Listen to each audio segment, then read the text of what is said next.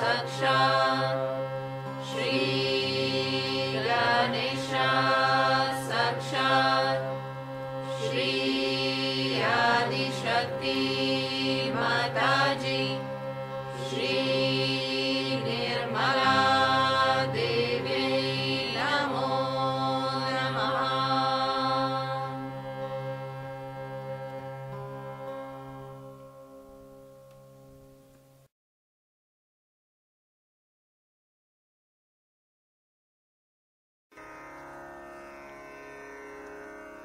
Shri Ganesh Atharva शीर्षम। Om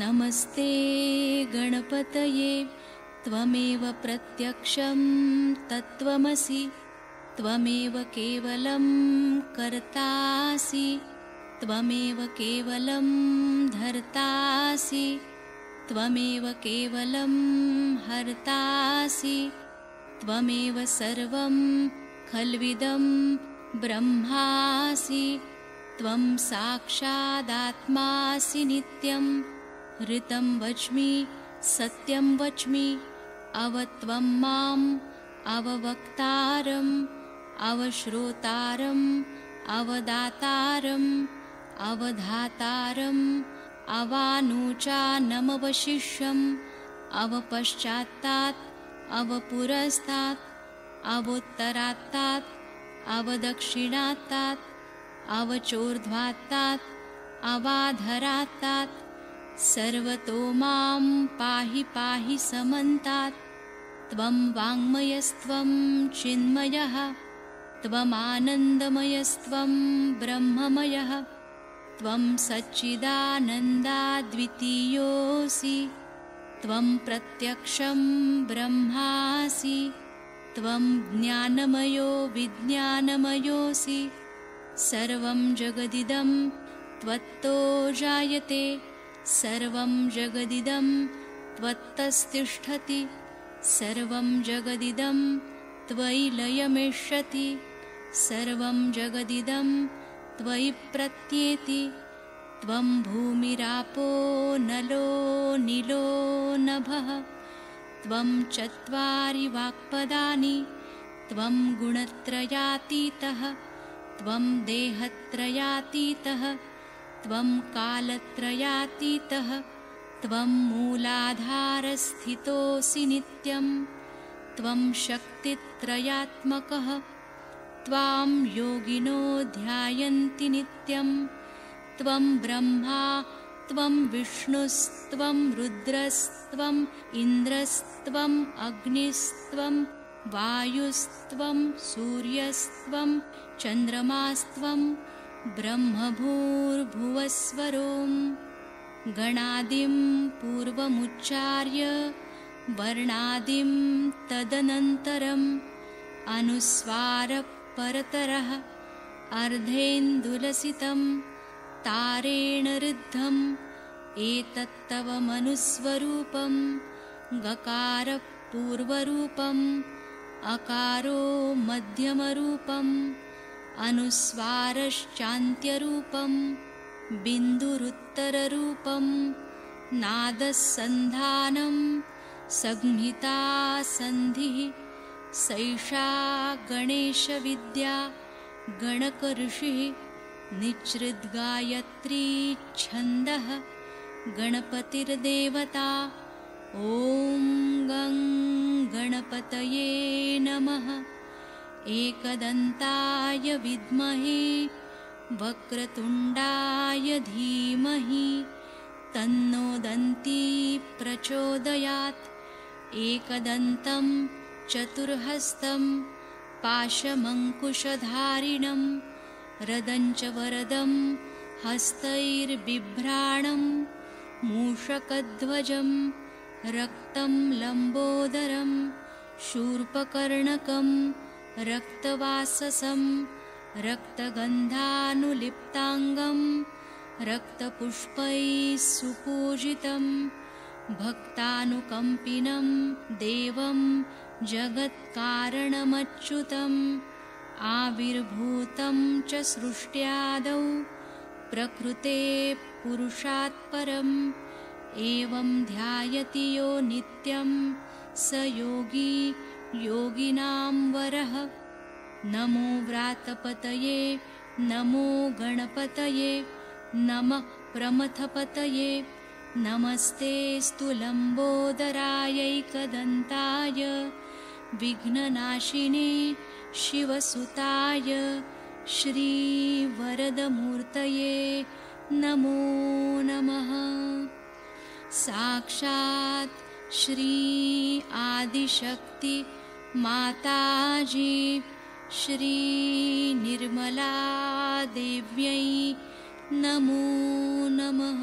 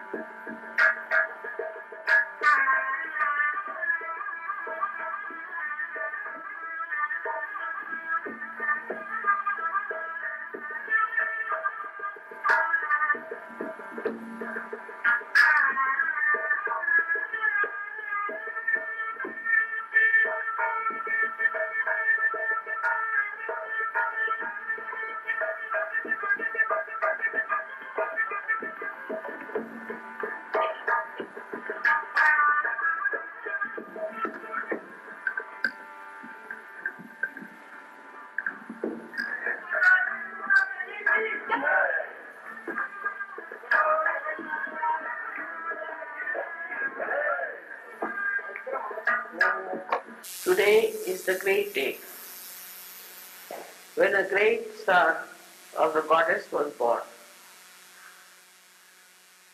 At least it is celebrated today. And you are all assembled here to celebrate the birthday of Christ.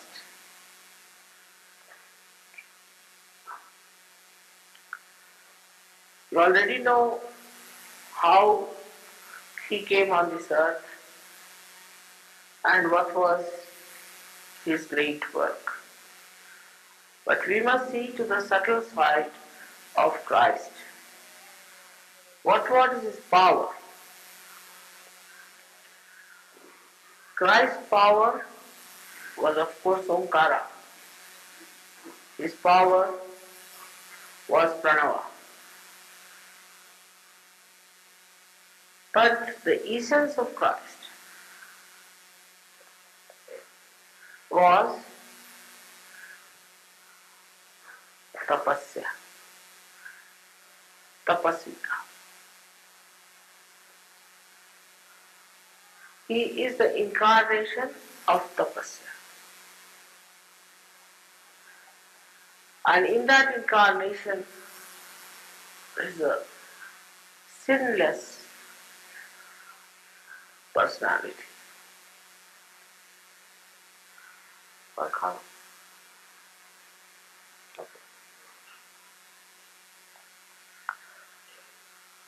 He is sinless. Of course, incarnations never commit sins. But apparently, things that look like sins are also not in his life story. Like one can say that Sri Rama gave up his wife, so it is a sinful thing. Of course, those who understand the subtleties of Sri Rama's life will know that it's stupid to say such thing. Or Sri Krishna's life, they might say he married so many women. But in Christ's life, you do not find anything that could be pointed out as a mistake, even a slightest mistake. It's a very straightforward life, absolutely pure life, and doing no commitments of ambiguous nature. But it's very surprising that Christianity is just the opposite of what Christ wanted it to be. They painted him so differently, brought him out so differently, and made a mess of his life. Terrible mess, I must say. Because he was the person who tried to keep to the maryadas of the dharma to the maximum. And while the Christians stretched their imagination to such an extent that their sinful life is shocking. The kind of sins they commit is extremely shocking. For example, he said, in a very subtle way, "Thou shalt not have adulterous eyes." Even in Sahaja Yoga, I find people still have this problem. What a sinful thing to do to Christ. For Christians to have such eyes which are adulterous. And they are the people who have the maximum number of this. Not only that, but they generate it, they give it to others. Those who go to them, they develop it. Those who meet them, they take it up as something very great and elite. It's such an infectious, horrible stuff. And even after coming to Sahaja Yoga, if you do not understand,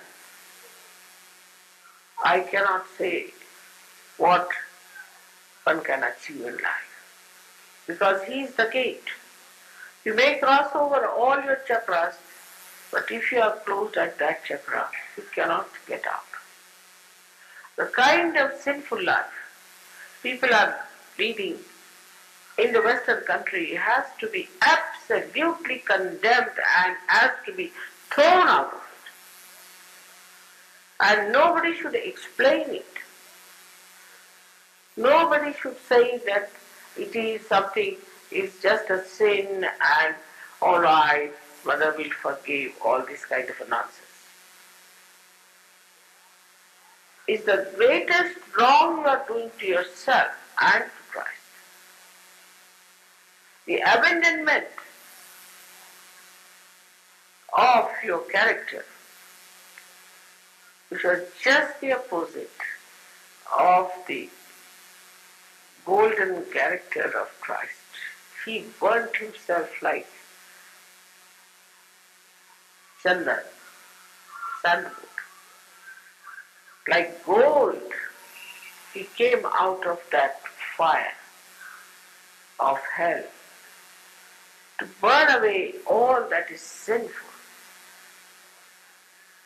So the first attention of anybody who wants to cross the Agya has to be a sinless life.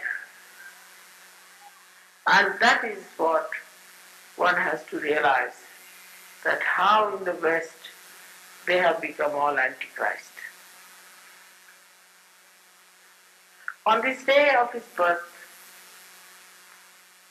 one has to say that a great life, a great personality was not only wasted but perverted, misused. Just can't believe how can you use the life of Christ for doing all kinds of nonsensical things.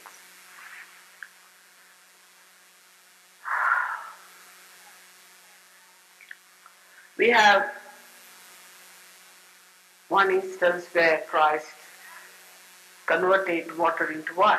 I can do it also. It's very easy. The wine is not the alcohol. Alcohol is the rotten wine. You have to rot it for days together, and the more rotten it is, the more old it is, then it is regarded as something very expensive. The whole idea is so ridiculous, so repulsive, absolutely below the dignity of human level to bring down Christ into all these social lives that you are leading there. For you it is important now, all the Sahaj Yogis from the West, to stand up and make your life pure. Make yourself pure and hate all that is created in the name of Christianity. Actually, thank God they have found out now. The book written by Thomas, who has described the Gnostic way of life, where Gna means to know. In Sanskrit language, Gna means to know. Yeah. So he has described very nicely the Gnostic life. And this Gnostic Bible, or whatever we call it, says about a personal experience of achieving God realization, self-realization. It talks about Sahaj Yoga out and out. Thomas, on his way to India, went to Egypt, and there he has put this in a big vessel of some metal. Thank God it was done in Egypt. Otherwise, in any other place, they would have used it for some other purpose. And already it would have been a perverted thing. So it's important and very important for all of us to understand that the first and foremost thing for us is to purify our attention. And for that, Tukaram has said, thank God, if I become blind, it's better.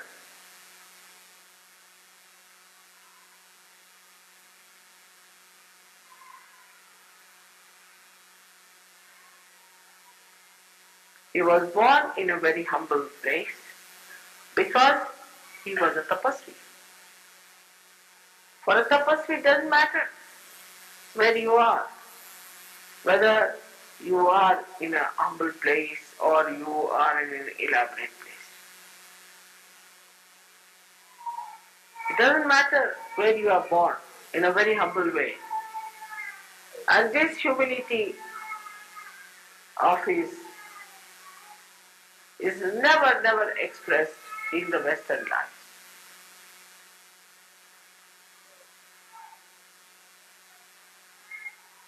On the contrary, I find they despise people who are humble. The humble abodes are despised.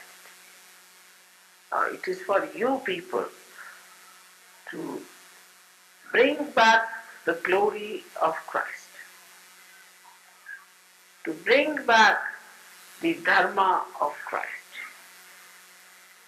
to reflect the great image of Christ. When people say that you have no ideals, I'm amazed. Who could be a better ideal than Jesus Christ? Can't think of anybody better. But nobody tries to follow him, only try to use him for wrong purposes. Christmas means They are all must be drunk already everywhere. Already drunk. And maybe they might have all kinds of programs to show that they are absolutely insulting Christ. So today we have to pray for them, that may God give them some sense not to do these things in the name of Christ. They can do in the name of Satan, is all right. But in the name of Christ to do all these things is extremely wrong.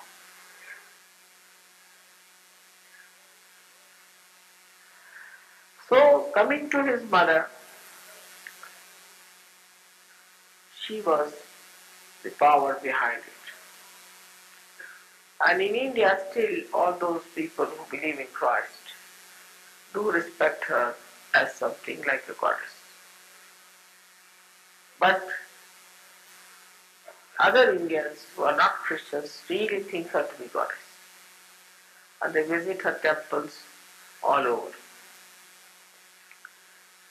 She was Mahalakshmi. And she was Mahalakshmi, which shows that people who follow the Mahalakshmi principle are beyond the material understanding of life, beyond the Lakshmi principle. On the contrary, what we find, they are extremely conscious about the material wealth. So see how it shows so clearly. Anything that they will buy, they would like to buy something that can sell. It must have a guarantee. Even if they want to have anything like a small little spoon, they would like to see a brand behind it. All the time they are thinking what can they sell and what can they buy to sell. The attention doesn't go beyond. Moreover, they are very much impressed by people who wear something rather expensive or unique. One day I was wearing a ring, I think it's an old ring of mine. For me it was nothing, I just thought it's an old ring and was matching with the sari, so wore it. Everybody started saying me, madam, madam, madam. I said, what has happened? Started looking, I'm wearing a simple sari. What is it? Then one lady asked me, is that a real ring? I said, yes, yes, yes. So, oh, madam, madam, madam. I was amazed. Otherwise I had no value, except for that ring for which I had no value at all. I just wore it by chance. It's an old ring from my family. All right, might be real. So what? Immediately you become madam if you wear a ring. Very surprised. But in this country, if you are going in a big car, people don't like you much. If you are going in a big car and you want to buy some vegetables, they'll say, oh, how much black market money have you got? Not much respect for people who have money. Of course, you are expected to dress up according to your status in life. But that's all. Those who wear do not have the consciousness, and those who see them do not have the consciousness. It is something very surprising that where you are supposed to be worshipping the Mahalakshmi principle, people just get absolutely blown off if they see something extraordinary. I have seen people, very supposed to be, you can say, high class ambassadors and all that. If they come to my house, they would like to turn the plate to see from where it comes. Or they would like even to see the spoon from where it comes. It's very surprising. Actually, we do not know in this country what comes from where, what is the mark. We don't have any marks, nothing of the kind. And we are existing all right, nothing wrong with us. This kind of mental attitude towards life and the mental projections towards life makes you absolutely gross, while Christ was the subtle, complete subtle. It was nothing but subtlety itself personified. He was so subtle, he was such a sukshma, that he walked on the water. He was nothing but pranava, just vibrations. He walked on the water. There was no Jadatattva in him. There was no gross principle in it. And while the people who follow him are following nothing but the Jadatattva. I have to now request you all today to understand that when we are celebrating the birthday of Christ, we have to imbibe his qualities, his subtleties, his meaning.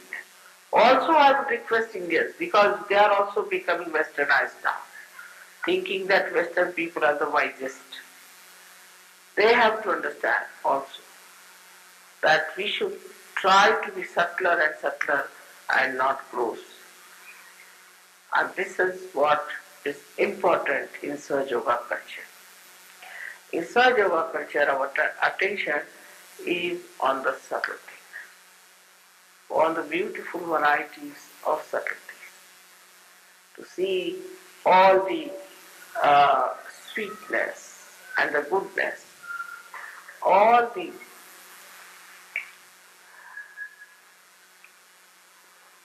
artistic, aesthetic projections of human mind, not the gross, not the grotesque.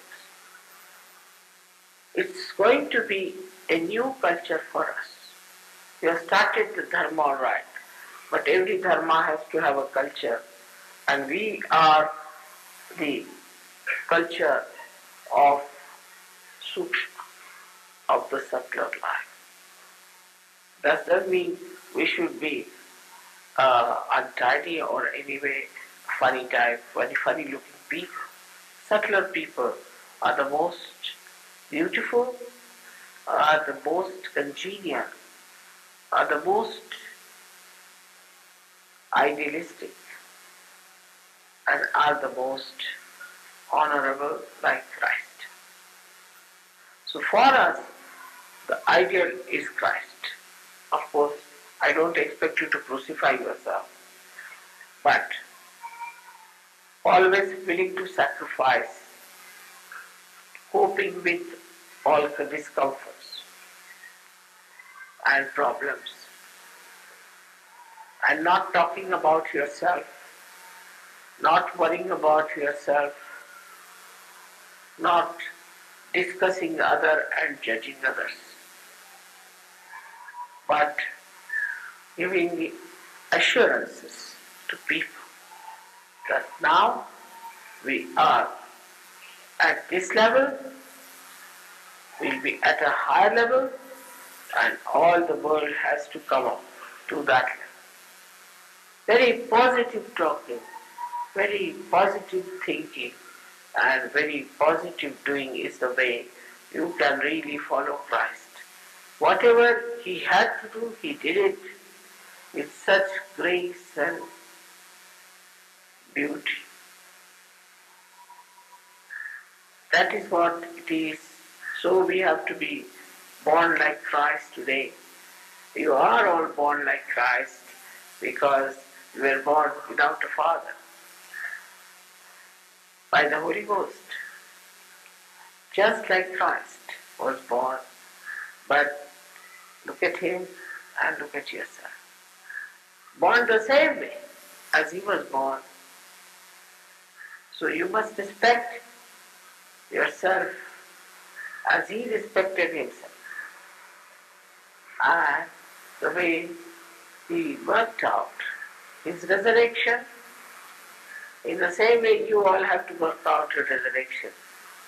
And that is very important. Then you have to just ask one thing from me, that, oh Mother, today we ask you to give us that power of penance, of tapasya, of Christ. I wish this would be granted today and you will become tapasya.